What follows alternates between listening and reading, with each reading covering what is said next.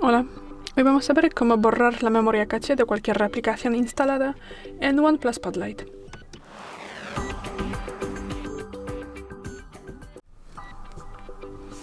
Para esto pasamos a los ajustes, luego tendremos que bajar y buscamos la pestaña Aplicaciones.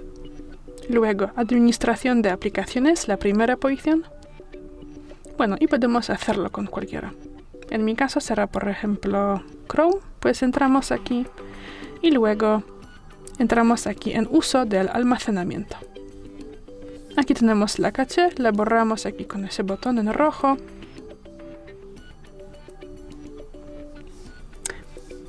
Y ya, es todo. Gracias por el vídeo, danos un like y suscríbenos.